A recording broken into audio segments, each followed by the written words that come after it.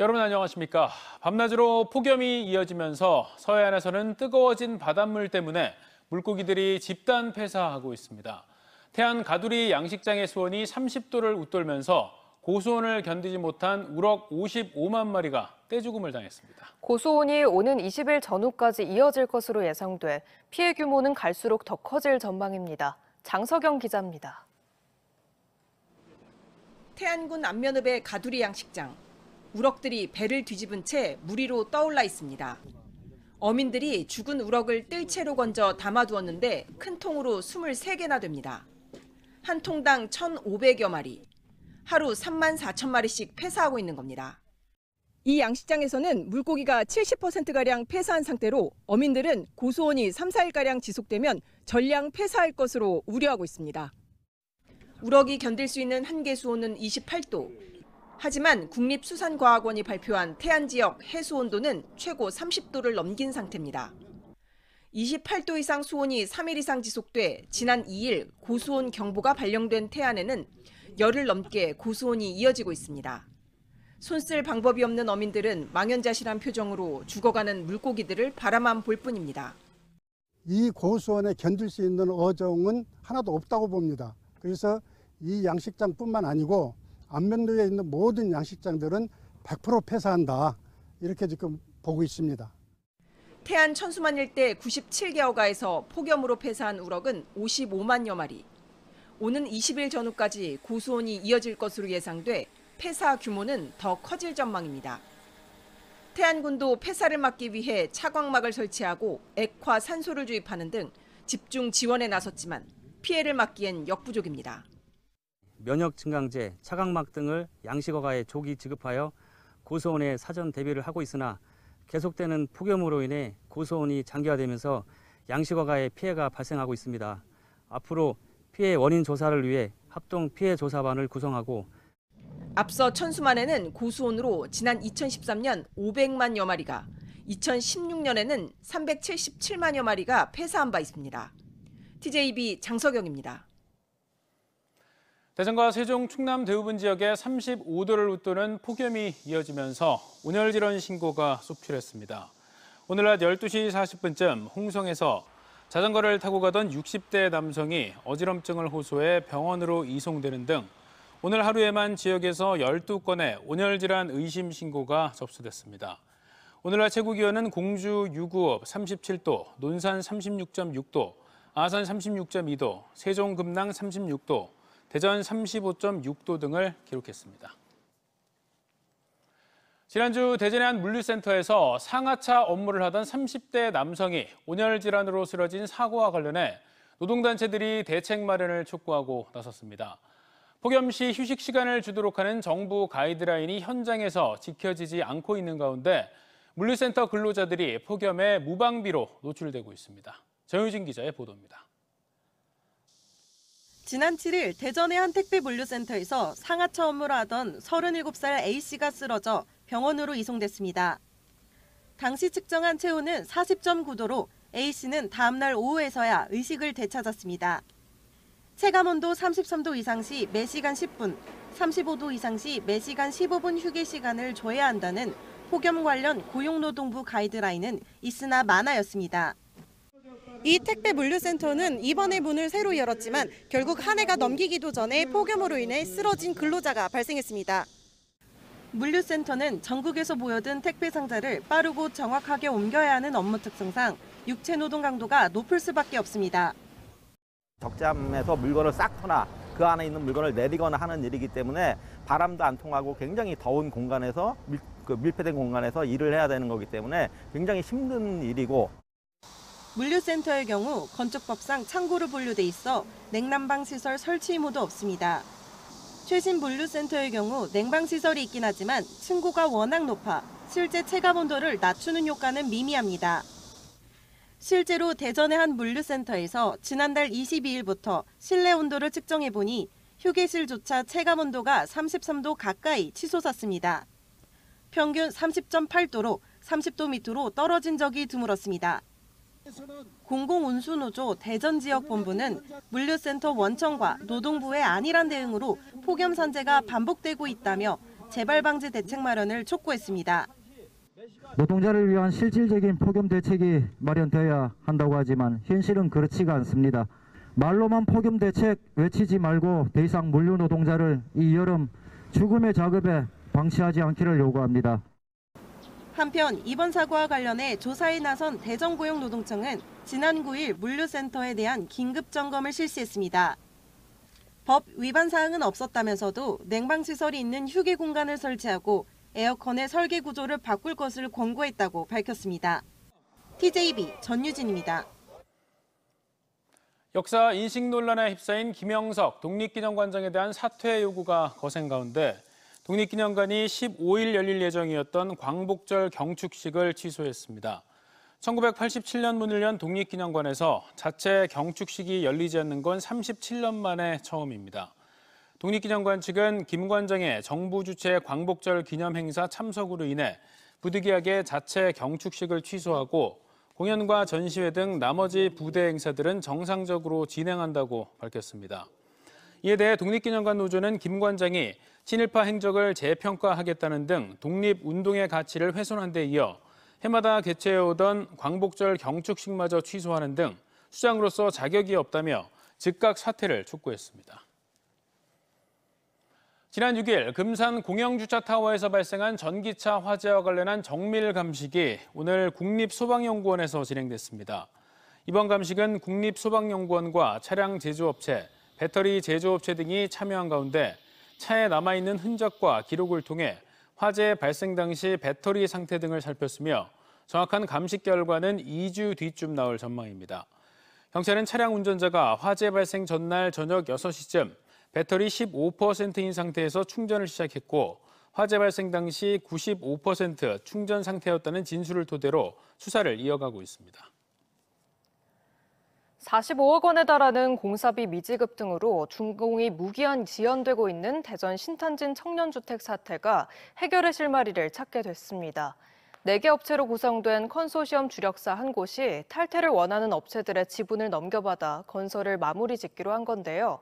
밀린 공사비도 곧 정상 지급될 것으로 보여 늦어도 다음 주쯤 공사가 재개될 전망입니다. 조영준 기자의 보도입니다. 공사비 급증으로 인한 대금 체불로 지난 6월부터 공사가 무기한 중단된 대전 신탄진 다가온 청년주택. 적자폭이 커지자 시공을 맡은 4개 건설업체 사이에서도 컨소시엄 탈퇴 요구가 잇따르는 등 총체전 난국이 2달째 이어지던 중 문제 해결 실마리를 찾았습니다. 4개 업체 중 가장 큰 지분을 가지고 있는 파인건설이 나머지 3개 업체들의 탈퇴를 허용하고 지분을 넘겨받기로 한 겁니다. 현재 최종 승인만을 남겨놓은 상태인데 파인건설은 TJB에 더 이상 공사 재개를 미룰 수 없어 내린 대승적 결정이었다 설명했습니다. 모든 공사도 어차피 파인건설이 대표사로서 신탄진 이후에 낭월까지도 저희가 자체적으로 책임 준공을 할 예정에 있습니다.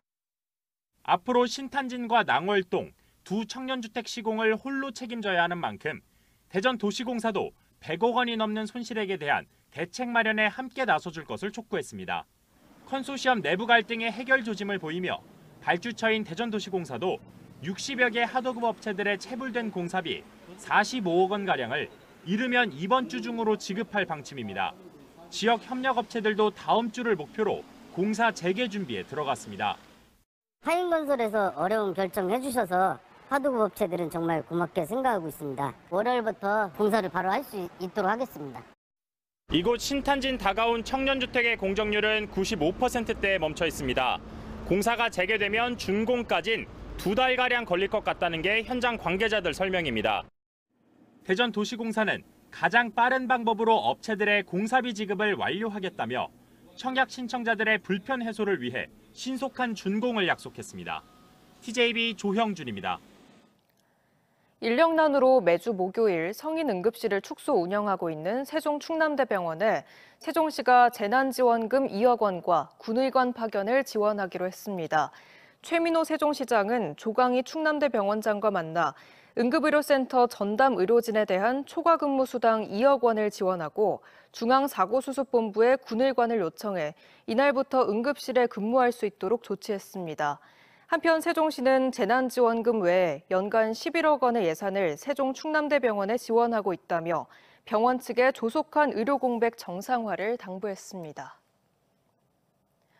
9.3 대전 엑스포의 상징이었던 꿈돌이가 개막 사흘 만에 65만 명이 다녀간 대전 영시축제 흥행을 이끌고 있습니다. 꿈씨 패밀리로 돌아와 축제 현장에 포토존과 캐릭터 굿즈 상품 등으로 인기몰이를 하고 있습니다. 양정진 기자입니다. 영시축제 방문객들이 꿈돌이와 꿈순이 옆에서 멋진 포즈로 추억을 남깁니다. 지난해 큰 인기를 끌었던 대형 꿈돌이 포토존에 올해는 꿈씨 패밀리가 총출동해 남녀노소 큰 사랑을 받고 있습니다. 빵 사러 진주에서 왔는데 이렇게 가족들, 꿈돌이 가족도 신기하고 귀여워가지고 사진도 찍고 너무 좋은 것 같아요. 꿈돌이로 장식된 차를 타보고 미디어 파사드도 구경하며 방문객들은 꿈씨 패밀리의 매력에 푹 빠졌습니다.